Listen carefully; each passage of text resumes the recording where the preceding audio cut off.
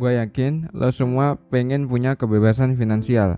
Nah, kali ini gue bakal bahas nih tentang gimana sih caranya meraih kebebasan finansial di usia 20-an. Jadi gini, dulu gue tuh juga pengen punya kebebasan finansial. Tiap bulan uang gue cuma cukup buat bayar tagihan-tagihan doang, dan gak ada yang tersisa buat beliin keinginan gue sendiri.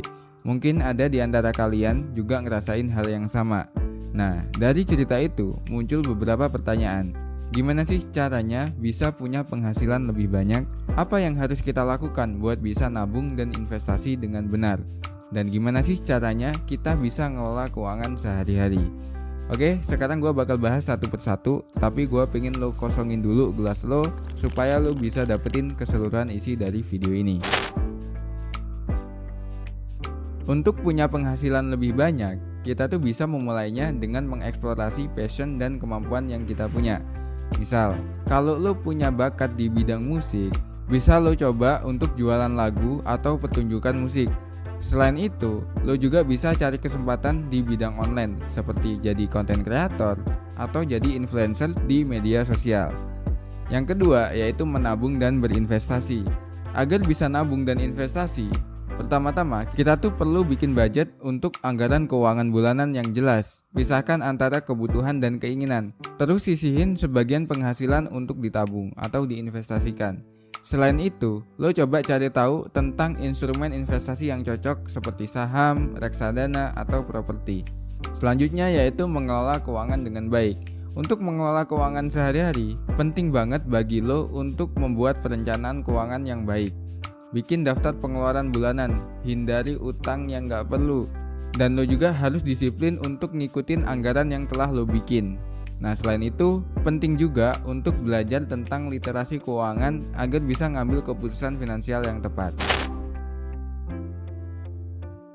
Nah, beberapa langkah yang bisa lo lakuin untuk meraih kebebasan finansial, yaitu yang pertama, kenali passion dan kemampuan lo, lalu manfaatkan untuk mencari peluang penghasilan. Yang kedua, buat anggaran keuangan yang jelas, sisihkan penghasilan untuk nabung dan investasi. Yang ketiga, pelajari tentang instrumen investasi yang sesuai dengan kebutuhan dan risiko kita. Kelola pengeluaran sehari-hari dengan baik dan disiplin sesuai dengan rencana keuangan yang telah dibuat. Kemudian yang terakhir, yaitu tingkatin literasi keuangan melalui baca buku, ngikutin seminar, atau ngikutin kursus online. Jadi jangan nyerah, kebebasan finansial itu ada di tangan kita sendiri. Oh ya, sebelum gua tutup video ini, ada beberapa tips tambahan yang mungkin bisa ngebantu lo dalam perjalanan meraih kebebasan finansial. Pertama, yaitu jangan takut buat mencari peluang-peluang di dunia digital. Dunia online itu banyak kesempatan untuk ngeraih penghasilan tambahan, seperti jadi dropshipper, freelancer, atau ngikutin program afiliasi. Kedua, jaga mindset positif dan konsisten. Meraih kebebasan finansial itu bukanlah hal yang instan, dibutuhkan usaha, ketekunan, dan kesabaran. Tetaplah termotivasi dan berpikir jangka panjang. Setiap langkah kecil yang kita ambil menuju tujuan itu akan membawa kita lebih dekat dengan kebebasan finansial. Yang terakhir, jangan takut untuk belajar dan mencari informasi baru seputar keuangan dan investasi. Di era digital ini, informasi itu sangat mudah diakses cuy. Manfaatkan sumber-sumber seperti buku, podcast, dan video-video di YouTube untuk meningkatkan pengetahuan dan keterampilan finansial kita. Jadi intinya, kebebasan finansial itu adalah impian yang bisa direalisasikan oleh siapapun, termasuk saat lo usia 20-an.